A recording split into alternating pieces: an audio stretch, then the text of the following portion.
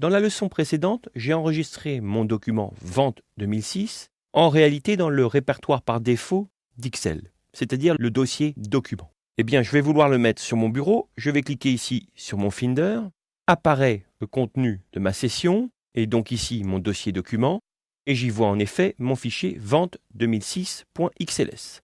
Je vais cliquer dessus et le glisser-déposer ici sur mon bureau. Je double-clique dessus pour l'ouvrir, et nous retrouvons donc notre tableau. Pour travailler de manière plus confortable, je vais cliquer ici sur le bouton vert pour agrandir ma fenêtre et faire en sorte qu'elle occupe le maximum de l'écran. Donc, nous avons ici notre tableau, qui est donc un résultat de chiffre d'affaires concernant la vente sur 3 mois de produits, d'IFI, de vidéos, d'informatique et de logiciels. Je suis le directeur de cette boutique et je vais vouloir donc connaître, par exemple, c'est un cas d'école, eh bien, mon chiffre d'affaires concernant, par exemple, la IFI pour ce 4e trimestre. Un des principes fondamentaux d'Excel, c'est que nous allons toujours, en premier lieu, sélectionner la cellule où nous souhaitons qu'un résultat s'affiche. Là, le résultat de mes ventes pour la IFI, pour ce 4e trimestre, va forcément s'afficher dans la cellule ici, E3. Je clique donc sur cette cellule, et c'est depuis cette cellule que je vais faire mon calcul. Pour calculer cette somme, nous allons réaliser tout simplement une simple addition. Mais nous n'allons pas additionner 90 000, puis 105 000, puis 76 000. Nous allons faire une addition avec les cellules qui comportent ces chiffres.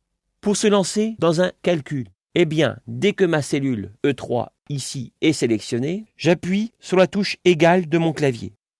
Le signe égal apparaît, et donc l'idée ici, c'est évidemment pas de saisir 90 000 plus 105 000 plus 76 000, mais simplement avec son curseur de souris, d'aller chercher la première cellule où nous avons notre premier chiffre, et de faire un clic dessus. Et nous voyons la coordonnée de la cellule apparaître dans la cellule où le résultat final s'affichera. Cette première cellule étant sélectionnée, je fais donc une addition, j'appuie donc sur la touche plus de mon clavier. Puis, de nouveau avec mon curseur, je vais prendre le résultat de novembre et sélectionner la cellule C3.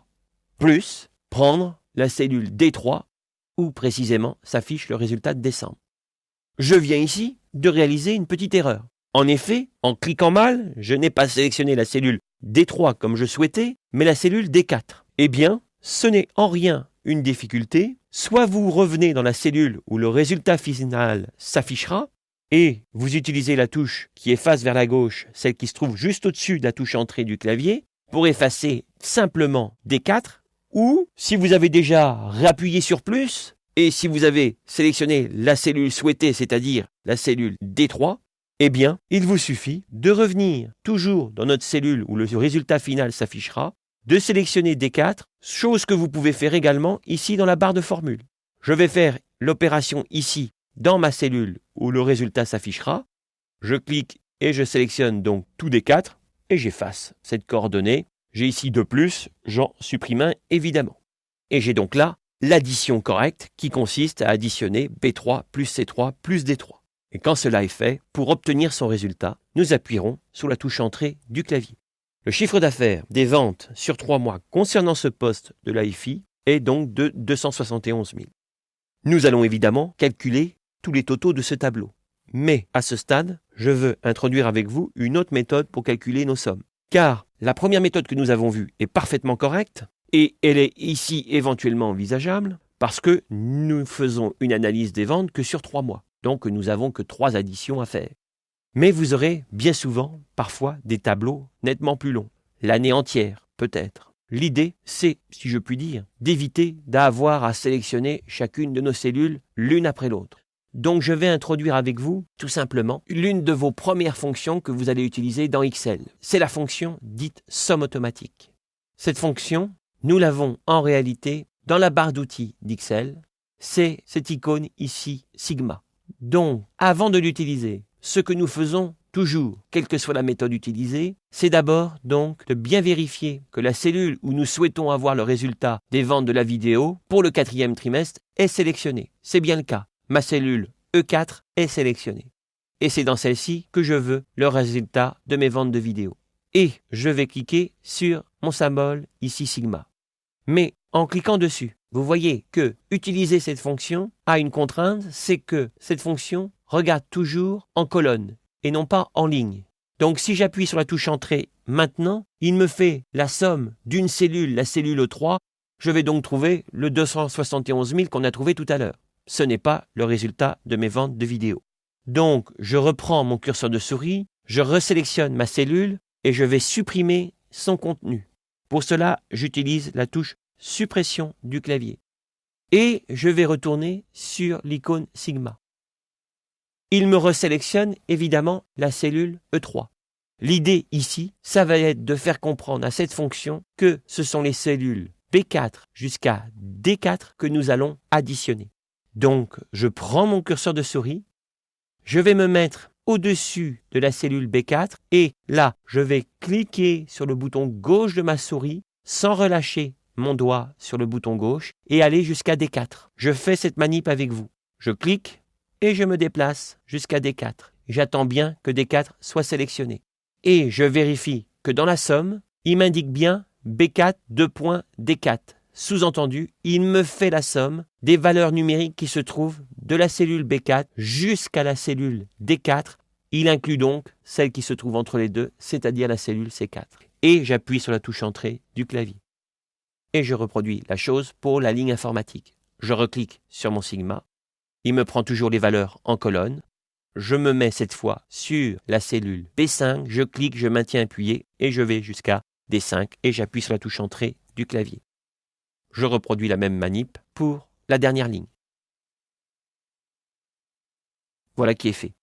Nous allons maintenant nous attacher au calcul, cette fois, des totaux des différents mois et le total global du 4e trimestre, tout produit confondu. Je vais me mettre cette fois évidemment en B7. Je vais cliquer évidemment sur mon outil Sigma. Et il me prend bien en compte cette fois automatiquement mes chiffres d'octobre. J'appuie donc sur la touche Entrée du clavier. Je vois donc que le chiffre d'affaires pour cette boutique pour le mois d'octobre était de 197 000 €. Ce que je veux vous montrer ici, c'est que je pourrais bien sûr cliquer sur la cellule C7, reproduire exactement la même chose, retourner sur Sigma, appuyer sur la touche Entrée, obtenir de nouveau le résultat total pour le mois de novembre et faire la même chose pour décembre puis pour le 4e trimestre. Mais l'idée là est de comprendre que l'opération que nous avons faite pour le mois d'octobre puis pour le mois de novembre, c'est la même opération, nous avons simplement changé de colonne. En conséquence, l'idée c'est de recopier la formule de calcul que nous avons faite pour novembre comme pour octobre et la reproduire sur la colonne décembre, puis 4e trimestre.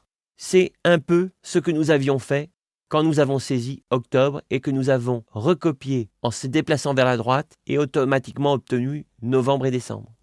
Eh bien, je vais me mettre donc sur le résultat de mes ventes du mois de novembre, recopier cette formule qui s'exécute sur ce mois-ci et donc placer mon curseur de souris sur ce carré bleu et quand ma croix fine noire apparaît, je clique sur le bouton gauche de ma souris et j'éteins jusqu'à 4e trimestre.